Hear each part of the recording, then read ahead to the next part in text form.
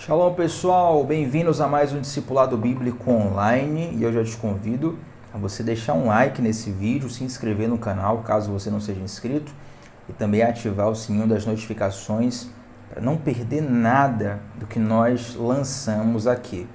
Hoje eu estou num formato diferente, normalmente faço a transmissão pelo computador, hoje pelo celular, inclusive semana passada nós não conseguimos fazer por um problema de conexão. E como eu tive esse problema nos últimos dias, fiquei com receio dele se repetir justamente no momento do discipulado. Então, fazendo aqui pelo celular, a gente perde um pouco da interatividade, eu não tenho tanto acesso a, por exemplo, colocar alguns comentários do chat fixados na tela, mas a gente vai ganhar no sentido de ser um pouco mais dinâmico, um pouco mais rápido do que o normal, a duração da nossa aula, e com certeza esse conteúdo vai te abençoar, tá? Não perde isso de vista, eu tenho certeza que isso te interessa muito.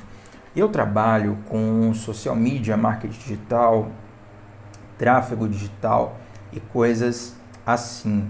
Isso me faz estar de olho o tempo todo no que o Google transmite de dados sobre a busca das pessoas. E isso não é disponível só para pessoas que trabalham nisso não, tá gente? Está aberto para qualquer pessoa, é aberto geral para o público. O Google coloca em determinadas páginas quais são as buscas mais feitas em um período de tempo. E nos últimos dias, basicamente, desde que a Rússia invadiu a Ucrânia, as pessoas buscaram muita informação sobre o que a Bíblia fala acerca do fim dos tempos. Existe um medo, um temor mundial sobre uma possível terceira guerra, e esse temor vem por dois motivos principais. O primeiro motivo é que nossa geração não viveu ainda uma guerra de proporções mundiais. A última grande guerra mundial foi concluída na década de 40 do século 20. Então são poucas pessoas que estão vivas daquela época, e as que estão, elas já têm uma idade bem avançada. Então nossa geração ainda não viveu uma grande guerra. Em segundo lugar, a capacidade do armamento nuclear disponível para alguns países. Então essa capacidade deixa todo mundo em polvorosa, porque uma terceira guerra não seria uma guerra apenas de um apontar um revólver, uma arma, uma metralhadora, um tanque na direção do outro, mas com armamento nuclear isso poderia facilmente destruir toda a face da Terra. Então esse temor levou muitas pessoas a buscarem informações sobre o que a Bíblia diz, o que a Bíblia fala sobre o final dos tempos. Na nossa última aula, nós falamos sobre o princípio das dores, um texto que está registrado em Mateus capítulo 24, um texto que é uma conversa de Jesus com os discípulos, na qual os discípulos fazem 3 perguntas específicas. Jesus começa ali a responder sobre o princípio das dores, sinais da volta dele, né? A Bíblia, ela fala sobre a primeira vinda de Cristo e ela fala 8 vezes mais sobre a segunda vinda de Cristo. Se não me falha a memória, é cerca de 300 vezes sobre a primeira vinda, a citação na Bíblia sobre a primeira vinda de Cristo, e 8 vezes mais, ou seja, cerca de 2.400 vezes sobre a segunda vinda de Cristo. E os discípulos perguntaram sobre essa segunda vinda também no sentido de um anseio pela restauração política da nação de Israel. E sim, nós cremos que quando Jesus retornar à Terra, ele não apenas vai redimir a humanidade espiritualmente, mas vai trazer uma redenção geopolítica. Jesus irá governar geopoliticamente sobre toda a terra. Então abra seu olho. Né? E é interessante que Jesus ele deixa sinais na palavra sobre a proximidade da volta dele. E uma das perguntas que nós comentamos um pouco por cima na última aula, vamos expandir um pouco mais hoje, é sobre o estilo de vida do final dos tempos. Então quem estava aqui na última aula, lembra que nós falamos sobre não existir 2 evangelhos, tá? Não existe 2 evangelhos. Tem gente que acha que tem um evangelho para os dias normais e um outro evangelho para os dias da volta de Cristo. Não tem isso, gente. É um evangelho só, uma palavra, um só Deus. Mas nós podemos beber desse evangelho para qualquer lugar, tempo ou circunstância, inclusive o momento do fim. Agora, é claro que a incidência de sinais proféticos, a expectativa de que algo de proporções mundiais vai acontecer, e a gente está vivendo uma loucura desde 2020. O Covid trouxe alterações profundas na geopolítica mundial, a dinâmica de vida do mundo todo. Nós estamos aí numa iminência de uma terceira guerra, uma crise diplomática que mesmo que os países não entrem em guerra belicamente, né, por enquanto só Rússia e Ucrânia, lá na Europa. Então onde você está vendo esse vídeo aqui, que eu estou fazendo essa transmissão, só Rússia e Ucrânia. Mas isso já traz um impacto na minha e na sua vida. Nós estamos aqui no Brasil, algumas vezes nós temos pessoas de fora do Brasil acompanhando o discipulado, mas 99% é brasileiro, está aqui no Brasil. E você já deve ter sentido na prateleira do supermercado o impacto econômico do que está acontecendo lá na Europa. Quem trabalha com Uber, por exemplo, está sentindo aí não apenas o consumidor, né, que tem carro próprio, mas a pessoa que tem o carro para trabalho. Ele está no Uber ali, a gasolina batendo preços recorde historicamente. Então tudo isso vai trazendo alterações na nossa sociedade, no nosso dia a dia, alterações no nosso estilo de vida e principalmente alterações naquilo que nós percebemos espiritualmente falando. Então é bom que, de certa forma, esses fatos despertem a curiosidade das pessoas para o que Jesus tem a dizer, o que a Bíblia tem a dizer sobre o final dos tempos. É primordial você entender que Jesus ele tem a chave da história, tá? Então, nada saiu do controle de Jesus. Isaías capítulo 6 é um dos textos que eu mais gosto de utilizar para ensinar sobre isso, porque é o momento em que o profeta Isaías, um dos principais profetas bíblicos, ele tem uma visão que transforma profundamente o ministério dele e tem um impacto não só na vida pessoal dele, mas em toda a nação de Israel e na minha, na sua vida, na vida de qualquer pessoa que seja afetada por aquela escritura. E ele diz que no ano que morreu o rei Uzias, ele tem uma grande visão. Ele vê o Senhor assentado sobre o trono. Esse trecho que fala sobre a morte do rei Uzias, fala de uma grande perda nacional. Uzias era um rei, um dos maiores reis da história de Israel, um herói nacional. Os teólogos vão dizer que era uma pessoa até ligada a Isaías, quem sabe com laços familiares. Então ele está dizendo, diante de um grande luto, eu tive uma visão.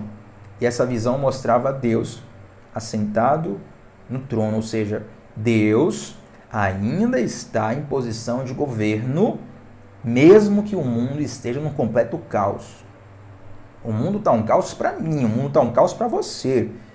O mundo está um caos para quem tem que abastecer o carro, está um caos para quem tem que comprar comida. Mas Deus está acima desse caos, entende? Então Deus não saiu no... A Covid não pegou Deus de surpresa, a invasão da Rússia não pegou Deus de surpresa, as crises que aconteceram e que ocorrerão não vão pegar Deus de surpresa, gente. Deus ele tem a chave da história. Ah, Tiago, então Deus concorda com criancinha morrendo na África, morrendo de fome na África, né? Tem algumas pessoas que sempre perguntam isso. E o fato de Deus permitir acontecimentos não significa que ele concorda. Inclusive, isso é um bom tema para um discipulado desses, uma semana dessas aí. Nós falarmos sobre o problema do mal. É assim que nós tratamos na teologia, né? O problema do mal, o dilema do mal. Como um Deus bom, que governa sobre todas as coisas, pode permitir coisas más. Vou deixar você com esse gostinho na boca, até porque não tem como tratar de forma séria e precisa em pouco espaço de tempo aqui. Mas é interessante perceber que Deus, ele não saiu do controle. Deus não foi pego de surpresa.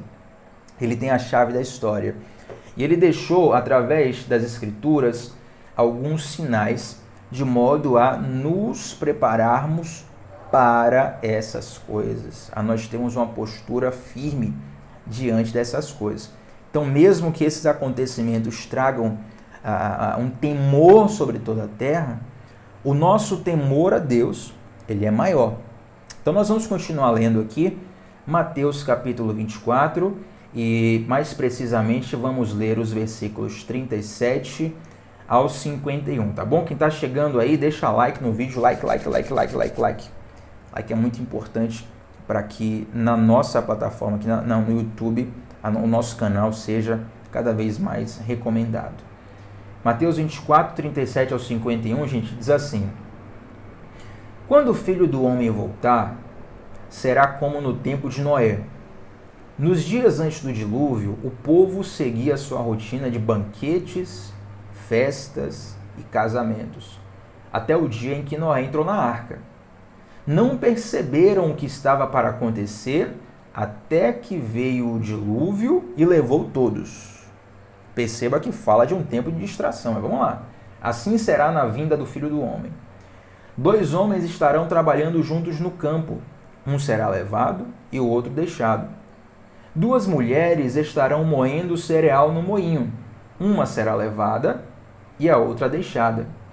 Portanto, vigiem, pois não sabem em que ocasião o seu senhor virá. Entendam isto. Se o dono da casa soubesse exatamente a que horas viria o ladrão, ele ficaria atento e não permitiria que a casa fosse arrombada. Estejam também sempre preparados, pois o Filho do Homem virá quando menos esperam. Interessante isso aqui, né? Eu acabei de citar alguns minutos atrás. Você que está chegando agora, acabei de citar alguns minutos atrás que eu estava olhando no Google o aumento absurdo que teve de buscas das pessoas sobre guerras e rumores de guerras na Bíblia, volta de Jesus.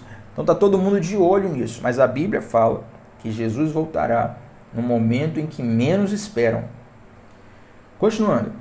O servo fiel e sensato é aquele a quem seu senhor encarrega de gerir os outros servos da casa e alimentá-los. Se o senhor voltar e constatar que o servo fez um bom trabalho, haverá recompensa.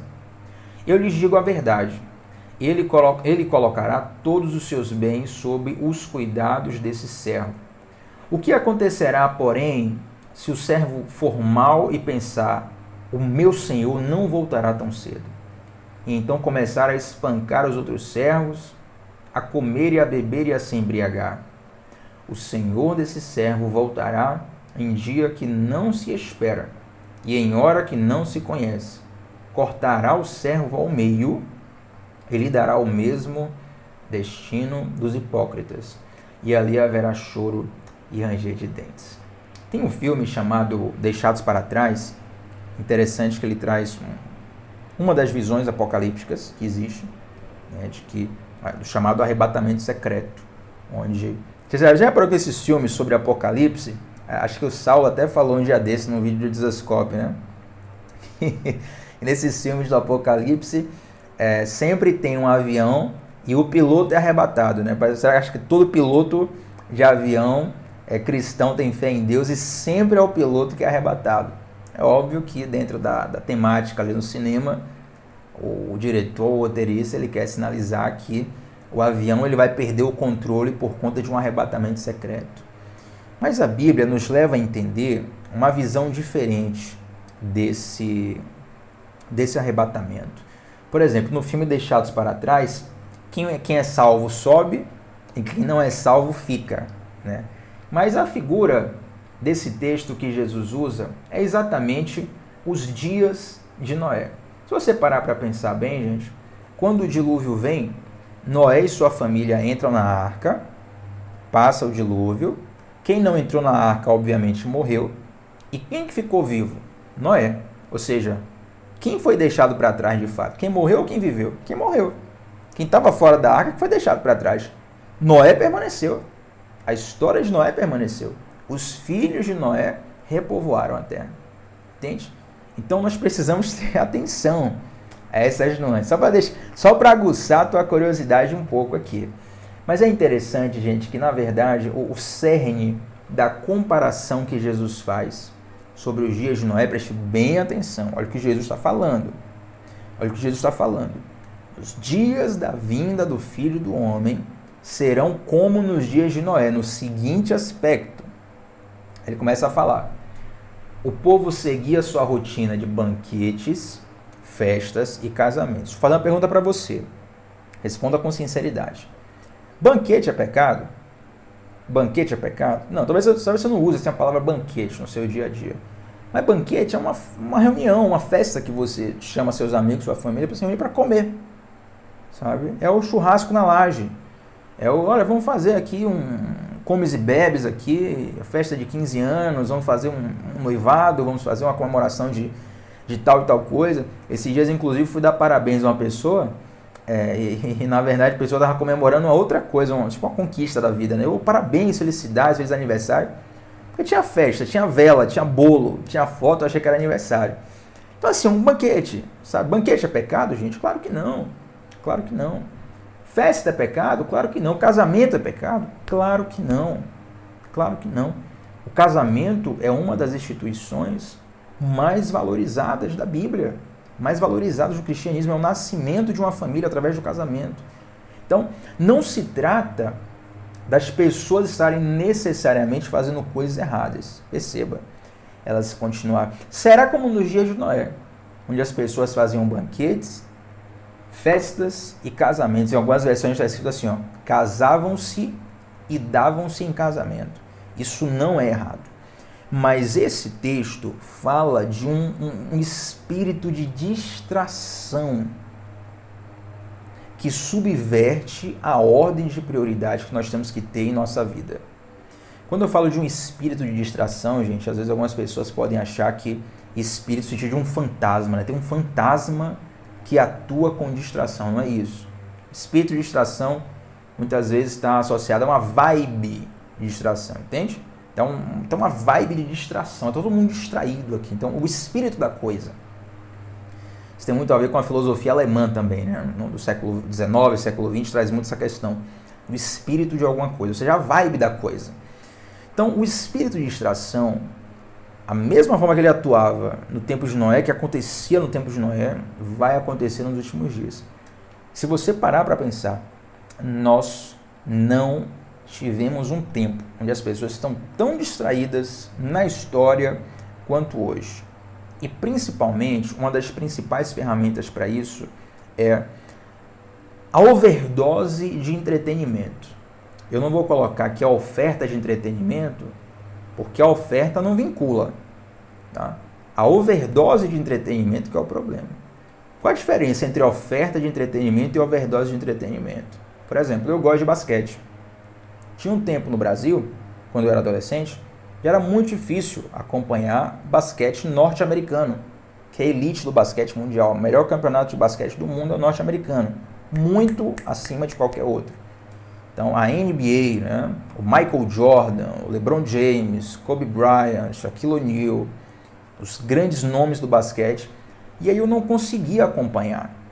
Aí quando eu descobri um podcast que falava sobre basquete, uma vez de caju em caju, eu ficava, cara, podcast, descobri um podcast sobre basquete.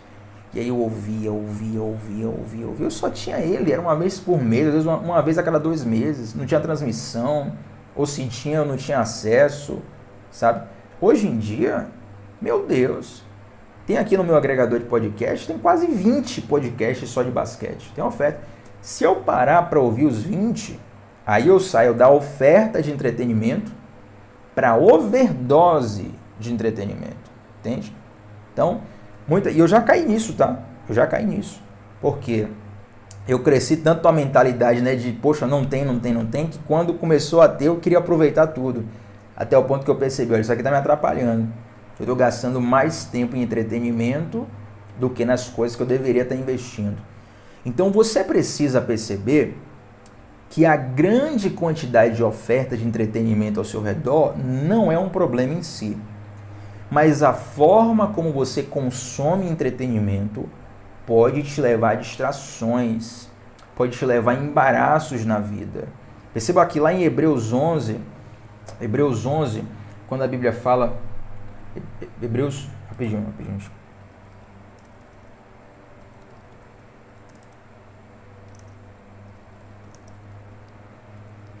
Eu quero ler com você esse texto aqui. Hebreus 12:1, perdão. Falei Hebreus 11, Hebreus 12:1. Olha só.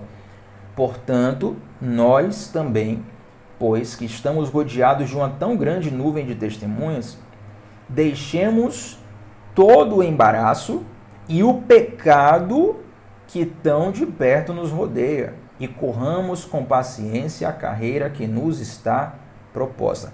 Presta bem atenção nisso aqui. Isso aqui é um tesouro para a sua vida.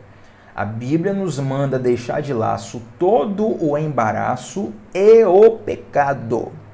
Por que que tem embaraço do lado de pecado? Porque nem todo embaraço é pecado em si. Da mesma forma que eu ouvi um podcast de basquete, não é pecado, não é erro. Deus não está triste porque, sabe? Não, Tiago, eu vou colocar um peso na sua consciência. Você deveria estar orando e estar ouvindo podcast de basquete. Para com isso, religiosidade, lorota. A gente quer te enrolar, quer dominar, quer acorrentar a tua alma. Mas, se eu começar a ter que ouvir, assim, a começar a querer ouvir todos os podcasts de basquete que existem, aí eu não vou trabalhar. Aí sim, aí eu não vou orar, não vou ler Bíblia, não vou ter tempo para fazer nada. Resumindo, a minha vida vai ser uma desordem completa, né? A não ser que eu trabalhasse com isso. Aí sim, eu teria um investimento no estudo, das informações, o nível de consumo que iria me ajudar a gerar riqueza para sustentar minha vida, sustentar minha família, para abençoar outras pessoas, seria outra coisa. Então perceba que algumas coisas, mesmo não sendo erradas, elas podem se tornar embaraços em nossa vida. E muitas dessas coisas, elas nos distraem. A Bíblia diz que o ladrão, ele vem para matar, roubar e destruir. E eu gosto de brincar que, embora esse texto não esteja falando de Satanás, tá, gente? Esse texto não está falando de Satanás, está falando de falsos profetas. Mas eu gosto de brincar que muitas vezes Satanás ele tenta nos matar, nos roubar e nos distrair. Porque a distração, ela é como uma sonolência. A pessoa que está distraída, ela está sonolente. Ela não está percebendo. E se você não percebe, você não toma uma providência sobre aquilo. Lembro-me até hoje, certa vez eu trabalhei numa farmácia e eu lembro na verdade, a farmácia era uma sociedade entre o meu sensei, mestre de karatê, no qual eu treinava, e o irmão dele, né? Sensei Getúlio Pinho estiver me assistindo aí, e seu Ulisses também. Eles tinham uma farmácia, trabalhei lá um tempo, e pela proximidade que eu tinha já com o Sensei Getúlio, certa vez estava tendo alguma conversa assim, e ele falava sobre doenças silenciosas, né? Ele falava, olha, as doenças mais perigosas são as doenças silenciosas. Que eu estava aprendendo muita coisa ali na farmácia, comecei ali no balcão, então tem remédio que tem muito mais saída, né? Os principais remédios que mais tem saída, eu estava aprendendo cada coisa. E ele falava, as piores doenças são as silenciosas. Eu perguntei por quê. Porque elas vão danificando o corpo sem a pessoa perceber. E quando a pessoa vai perceber, ela vai tomar providência. Meu Deus, o dano já está grande demais. Por isso que é tão importante, gente, os exames de rotina. Porque às vezes você está aqui, ó, não, tá tudo bem, tá tudo ok comigo, né? Brasileiro principalmente, que só gosta de procurar hospital, procurar médico quando tá na pior. Então o cara tá aqui, não, tô bem, tudo bem, show de bola. Aí de repente você vai fazer um exame de rotina, você descobre uma enfermidade que você tem, mas você não está sentindo, você não tem sintomas daquilo, sabe? Então enquanto você não está sentindo, você não toma providência, você está distraído. Mas quando você percebe, você faz o exame e descobriu a enfermidade, aquilo ali, ó, desperta você da distração, da sonolência. Você fala, opa, vou iniciar um tratamento, vou procurar um tratamento. E ali você começa a atacar aquela enfermidade e ser curado, e glória a Deus por isso, sabe, gente? Então, quando Jesus fala da comparação entre os dias da volta dele e os dias de Noé, fala de uma distração. Perceba, isso é muito claro no texto, muito claro. Olha a continuação do texto. Cadê? O povo seguia a sua rotina de banquetes, festas e casamentos até o dia em que Noé entrou na arca. Não perceberam o que estava para acontecer até que veio o dilúvio e levou todos. Eles não perceberam. Percebe? Lembra que eu falei no início do vídeo, para quem chegou depois, procurei no Google uma procura enorme sobre a volta de Jesus, final dos tempos, guerras e rumores de guerra, todo mundo procurando no Google. Será que vai acabar o mundo? Será que Jesus vai voltar? Eu não sei se você já estava vivo, ou se você estava vivo, se era pequeno, se era grande, mas na virada do ano 2000 ficou conhecida a expressão bug do milênio. Você sabia que a virada para o ano 2000 foi a virada onde as igrejas mais estavam cheias na história? Porque muita gente achou que o mundo ia acabar na virada do ano 2000. Então vai ser o bug do milênio, né? E esse receio de achar que o mundo ia acabar fez as pessoas procurarem Deus. Falou, opa, eu vou ajustar minhas contas. Só que os dias da volta de Jesus serão dias de distração. Será uma volta repentina. Então, quando Jesus voltar, as pessoas vão estar muito distraídas. Perceba, eu gosto de uma expressão que o Fábio Coelho usa. Não sei se foi ele que criou, mas a primeira pessoa que eu ouvi utilizar foi ele. Ele fala que é como se as pessoas estivessem embriagadas com a normalidade da vida. E é terrível que isso tenha entrado também dentro do seio do corpo de Cristo. Porque nós é que deveríamos ter um nível de revelação mais profundo do que as pessoas que não estão observando isso. Nós estamos ali lendo Bíblia, ouvindo pregação, orando, num contexto da comunidade cristã, sabe? E muitas vezes nós também estamos embriagados com a normalidade da vida. O que é estar embriagado com a normalidade da vida? Isso diz respeito a nós termos um excesso de normalidade, um excesso de atenção com as coisas desse mundo, em detrimento a uma desatenção com as coisas eternas. Você vive como se nada fosse acontecer, como se a vida acabasse aqui. Você pergunta para um crente hoje, qual é o teu projeto de vida? O cara fala, nascer, crescer, reproduzir, me aposentar, não sei quantos anos, INSS aí, e depois morrer. Comprar tal coisa, meu filho, meu neto. O cara não tem projeto de eternidade. Ele não sabe o que está construindo, o que construir. Ele não sabe sequer como se inserir no plano de Deus. Ele nem sabe que existe um plano de Deus. Sabe? Então, é uma série de fatores que, quando você vai percebendo, até a igreja de Cristo está distraída. Até a igreja de Cristo está distraída. O corpo de Cristo, as pessoas que têm relacionamento com a palavra, que têm relacionamento com o texto bíblico, com as profecias, que estão ali direto ouvindo pregação, até elas estão distraídas e acabam desenvolvendo uma espiritualidade capenga. Uma espiritualidade muito frágil, uma espiritualidade que, quando essas coisas acontecem, como a Rússia invadir a Ucrânia, os próprios cristãos ficam tão ou mais assustados do que as pessoas que não têm contato com essas profecias. Quem devia ficar assustado era o pessoal lá fora. Que aí o cara lê a Bíblia e pensa, rapaz, estava escrito, ele toma aquele choque e fica assustado. Mas até o crente fica assustado. Mas como que você está assustado se isso está na Bíblia? Porque a gente não lê Bíblia, percebe? Então essa distração é uma das marcas da volta de Jesus. Nós viveremos num mundo, já estamos vivendo num mundo distraído, e a volta de Jesus se dará nessa distração. Nós vivemos no Brasil, que é um país majoritariamente cristão, e é um país que de certa forma ainda queima por Jesus. E talvez você fale assim, Tiago, mas eu vejo muita coisa errada nas igrejas brasileiras. Querido, agradeça que tem igreja brasileira ainda, tá? Agradeça. Claro que nosso desejo é que essas coisas erradas sejam diminuídas, né, a cada dia, combatidas. Mas o ambiente espiritual do Brasil, presta atenção nisso aqui, o ambiente espiritual do Brasil é um dos mais frutíferos no mundo. No mundo. Porque a regra no mundo hoje são duas coisas. Nos países livres, as pessoas não se interessam por Deus, por igreja, por Bíblia, nada disso aí. Deus não é Deus, mano. Deus é loucura, pô. Deus é... Você olha para a Suécia, Suíça, países nórdicos com IDH elevadíssimo, Deus, o ateísmo lá toma conta. Então, os países que são livres, eles não querem saber de Deus. E outros países, você é até proibido de falar de Deus. Coreia do Norte é proibido, você morre. Você vê, sai notícia direto de como a China tem perseguido a igreja. Inclusive, recomendo aqui um site chamado Portas Abertas. Tá? Portas Abertas. Até encontrei um amigo querido no final de semana lá na igreja.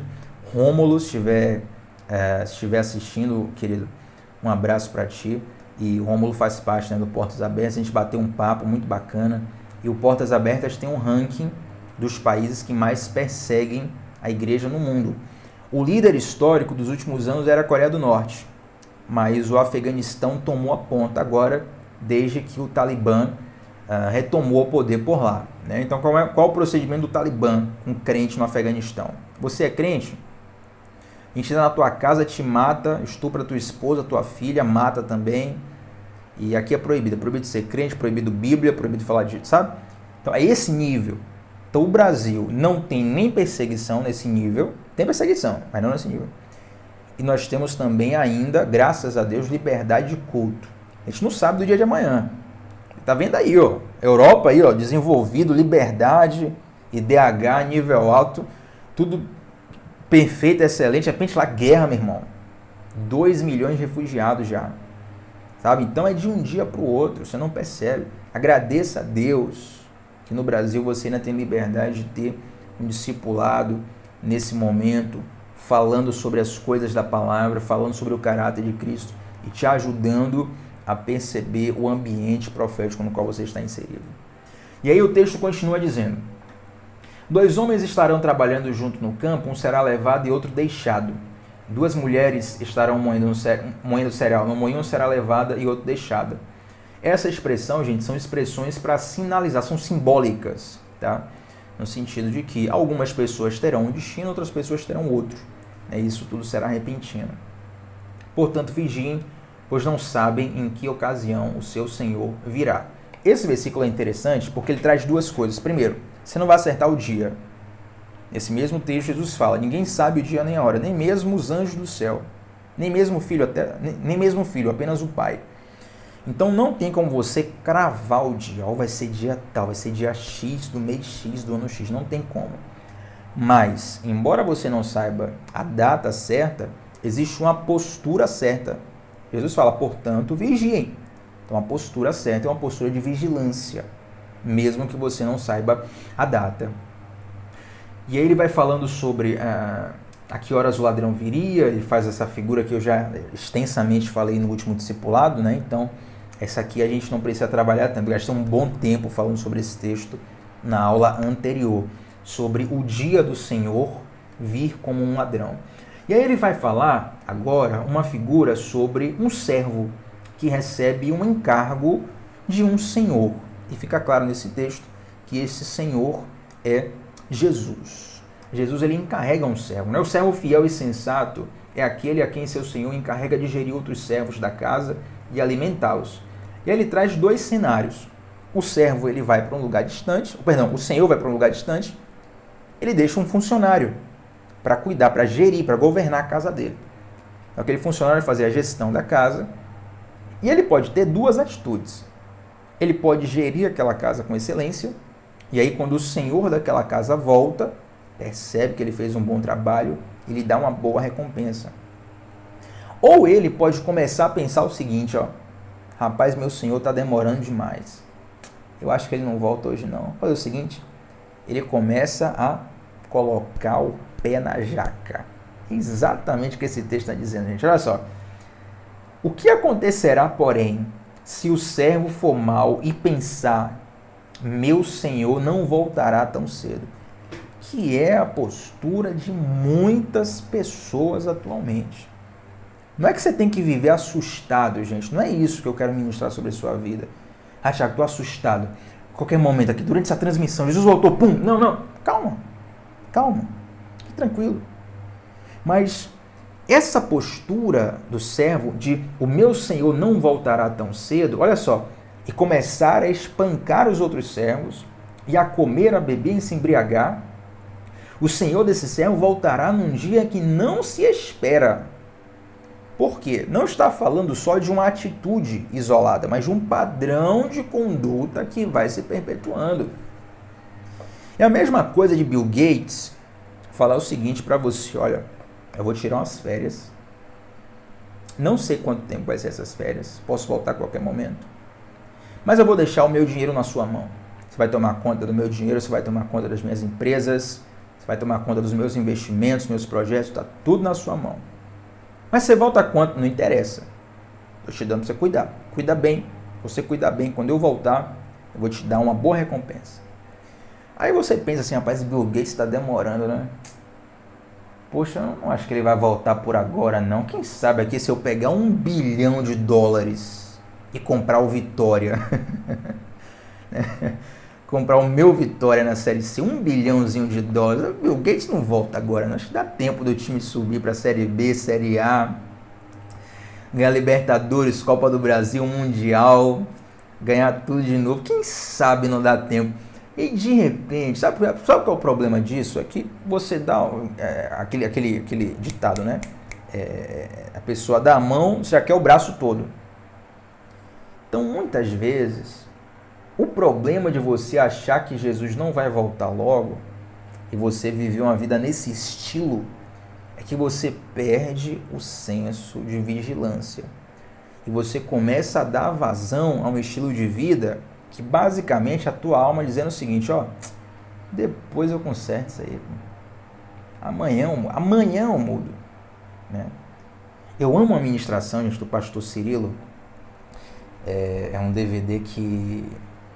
Deixa eu esqueci o nome. Deixa eu ver se eu acho aqui agora o nome desse DVD. Na verdade é um culto, né?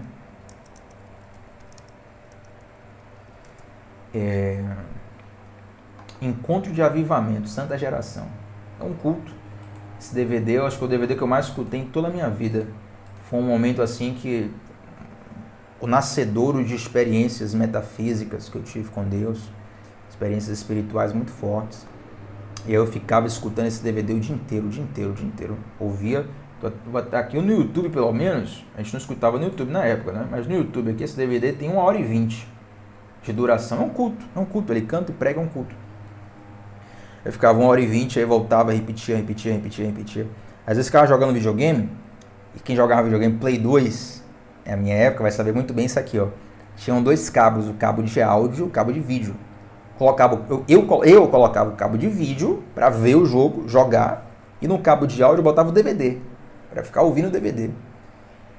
1h20, já curiosidade aqui, tô bem empolgado com isso aqui, 1h20 tem essa transmissão, né? Na verdade, na época era a mídia do DVD, que hoje é tudo pelo YouTube. 1h20, eu sei de cor toda essa 1h20, de cor, eu sei tudo. Cada vírgula. Eu posso fazer 1h20 de cosplay do pastor Cirilo aqui. As músicas, as ministrações, a pregação, tudo. E tem a primeira palavra que ele dá, uma palavra bem rápida. Ele começa a ministrar em cima de uma música, né? E ele começa a cantar e a pregar de forma cantada. Ele começa a dizer assim, até quando? Pergunta o Senhor. Até quando você vai ficar esperando? E é interessante como essa frase é uma das frases mais marcantes do DVD. Até quando você vai ficar esperando para tomar uma mudança, uma atitude na sua vida? E aí ele começa a falar assim, ó, talvez você está esperando Deus tomar uma atitude. Mas na verdade Deus já tomou uma atitude. Quando ele enviou o seu filho para morrer na cruz há 2000 anos atrás. Atitudes que você está esperando Deus tomar para mudar a sua vida, Deus já tomou. Quem tem que tomar atitude hoje é você. Essa é inclusive uma das falas dele. Quem tem que tomar atitude hoje é você, sou eu, somos nós. Entende? Então nós precisamos... Esse servo mau, ele tem sempre a sensação de que haverá o amanhã para ele tomar jeito. Aí entra o que eu falei aqui, ó. Quem chegou depois, vou repetir, entra o que eu falei aqui. O Jesus voltar não diz respeito só o dia, a data exata. Tiago, Jesus vai voltar em 25 de março de 2075. Não. O Jesus voltar diz respeito ao nosso último dia também. Então, se eu vou morrer amanhã, se você vai morrer amanhã, Deus nos livre e guarde. Jesus voltou naquela hora ali que eu morri. Entendeu? Porque eu não tenho mais possibilidade de mudança de destino. A vida é aqui, agora. E a eternidade é decidida agora. Então, muitas vezes, essa mentalidade de amanhã Jesus volta, amanhã Jesus volta, amanhã Jesus volta. Nessa brincadeira, Acontece alguma coisa, a sua vida acaba e você não tem tempo. E aí é o Senhor voltando, né? O Senhor desse servo, diz a palavra, olha só, versículo 50. Mateus 24, versículo 50. O Senhor desse servo voltará em dia que não se espera, em hora que não se conhece. Deixa eu te perguntar uma coisa aqui. Você consegue cravar o dia da sua morte? Não. Isso te leva a um senso de prioridade. Já que o meu tempo aqui é escasso, já que eu não sei quando meu tempo vai acabar, eu preciso organizar minha vida em ordem de prioridade. Todo mundo quer muita coisa, mas tem coisa que dá para esperar, né? Peraí, vamos esperar aqui. Isso aqui, se não der para fazer, não tem problema não, porque a prioridade é pequena, é baixa. Mas coisas cuja prioridade é alta, você coloca em primeiro lugar. E eu te pergunto, a tua conexão com Deus tem que ordem de prioridade na sua vida? Isso é muito sério, gente. Olha, eu odeio, acho que odiar é uma palavra forte, né? Mas hoje em dia, a cultura do ódio. Mas eu não gosto muito do estilo de pregação de volta de Cristo com base no medo. As pessoas começam a tocar o terror, as pessoas vão se convertendo a Jesus com medo, sabe? Estou apavorado, estou com medo, pelo amor de Deus. Você falou tanta coisa terrível aí que eu preciso me livrar de... Não, a ideia não é medo. A ideia é te fazer entender que o teu tempo aqui é escasso, as suas oportunidades são escassas. E existe um modo correto de viver que Jesus deixou direcionado. Servo bom é aquele que faz com excelência aquilo que lhe foi dado. E isso tem a ver com reordenar as prioridades da sua vida. Reordenar o lugar que Jesus tem na sua vida. Aí você fala, não, Thiago, Jesus está no meu coração, eu amo Jesus. Tá? Beleza. Beleza que você ama Jesus. Mas a ordem da Bíblia não é amar a Deus apenas. É amar de todo o coração. Observe uma coisa, vamos fazer aqui, ó. Já estamos fechando aqui, gente. Já vamos caminhar para o fechamento. Quando a Bíblia fala, amarás ao Senhor teu Deus de todo o teu coração, de toda a tua alma, de toda a tua força, que é um texto que está lá no Antigo Testamento e também no Novo Testamento, essa expressão amar de todo o teu coração fala de um nível de amor específico. Entende? Então nem todo nível, nem todo amor está no mesmo nível. Você pergunta assim, Thiago, você ama seu time de futebol? Claro que eu amo. Meu Vitória, estamos lá sofrendo na 3ª divisão, mas eu amo meu time. Aí você vai perguntar assim, Thiago, você ama a sua sobrinha? Cara, Isabelle, a filha da minha irmã, eu não tenho filhos, né? Então ela é a criança da casa. Você ama a sua sobrinha? Fala, eu amo. Mas peraí, os níveis de amor são diferentes. Você não vai me ver matando e morrendo pelo Vitória e começa a discussão de time de futebol, meu irmão, tô fora. Tô fora disso aí. Pode fazer piada com Vitória, tranquilo, zero estresse. Ah, Thiago, mas você ama? Amo, mas tem um nível de amor. Aí você vai perguntar assim, Thiago, e sua sobrinha? Aí, peraí, é outra brincadeira. Você mexer com o meu time, super tranquilo, irmão.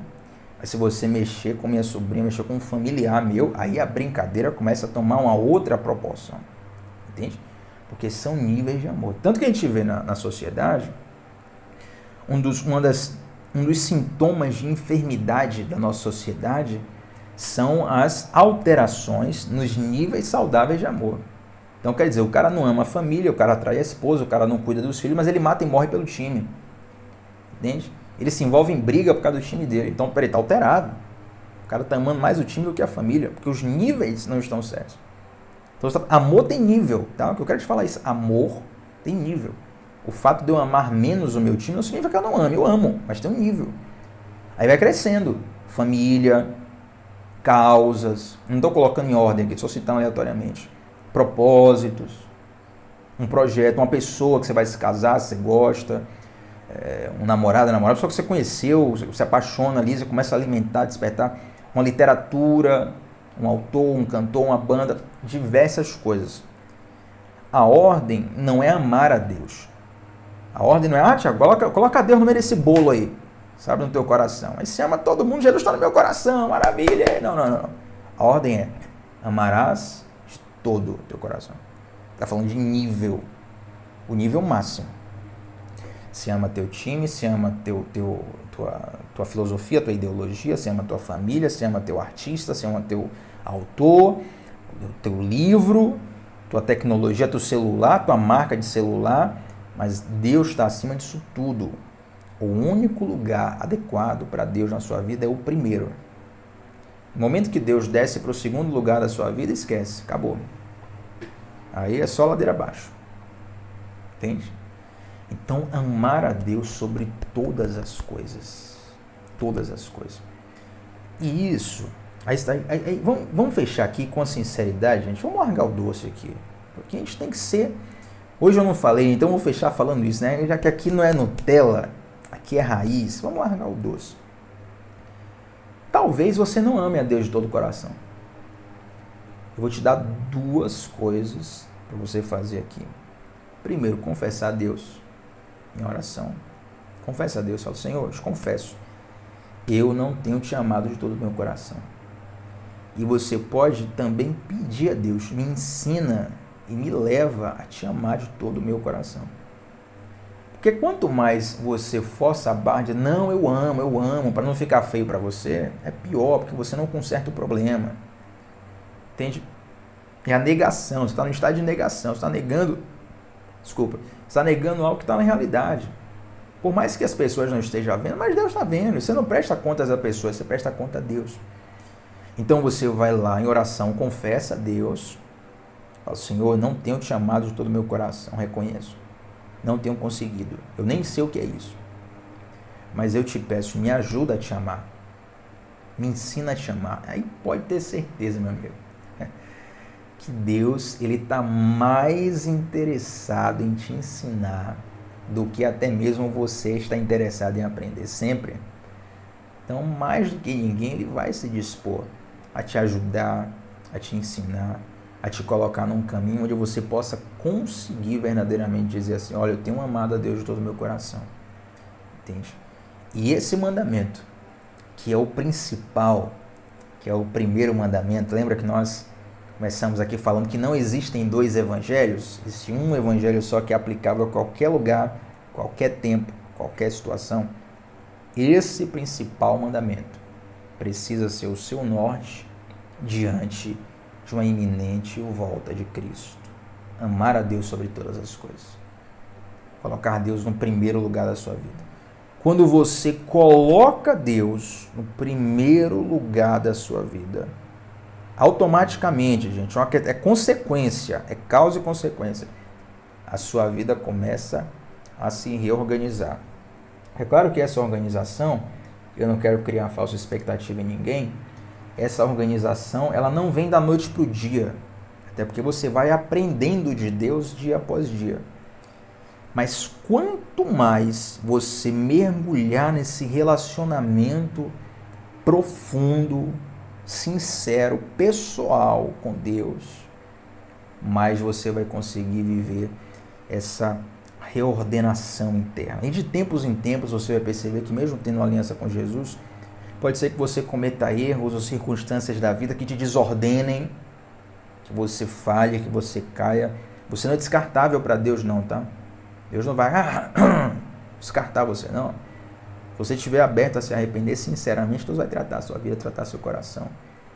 E Ele vai te colocar Ele vai te reordenar as coisas dentro de você. Amém, gente? Glória a Deus. Vamos ficando por aqui. Eu quero fazer uma oração. Mais uma vez, sinalizar para você. Deixa esse bendito like nesse vídeo. Se inscreve aqui no canal, caso você ainda não seja inscrito. Deixa um comentário aqui embaixo, sabe? Daquilo que Deus tem ministrado no seu coração, aquilo que você aprendeu nessa aula. Se quiser tirar um print, fazer um bumerangue para postar nas redes sociais. São estratégias muito simples e fáceis para nós atrairmos mais pessoas ainda para virmos aqui acompanhar esse discipulado. Mas o principal é que essa mensagem encontre um lugar no seu coração. Eu sou o mensageiro, mas o que importa é a mensagem, porque a palavra, Ele é a palavra. João 1, no princípio, a palavra estava com Deus, a palavra era Deus. Então, quando você dá um lugar no teu coração para essa palavra, você vai perceber que essa palavra é uma pessoa que começa a habitar, e não apenas habitar, mas a governar toda a tua vida. E que o Senhor possa fazer a obra através disso. Amém? Vamos orar. Santo Deus, te agradecemos por tudo que foi ensinado nessa noite. Eu agradeço por cada um dos que estão aqui, dos que assistirão depois. Eu oro, Senhor Jesus, para que Tu possas reordenar a nossa vida, Tu possas nos ensinar a Te amar de todo o coração. Tu possas, Deus, despertar o nosso espírito para o tempo que nós estamos vivendo, para a urgência que nós estamos vivendo, os acontecimentos que estão ao nosso redor, gritando algo. Nos ajuda, Deus, a vencermos a distração da vida, a embriaguez com a normalidade da vida. Nos dá um senso de eternidade, Senhor. E crava esse senso em nossos corações. Essa é a nossa oração. Em nome de Jesus. Amém. Amém, gente. Tamo junto. Deus abençoe cada um de vocês. Até a próxima semana. Tchau, tchau.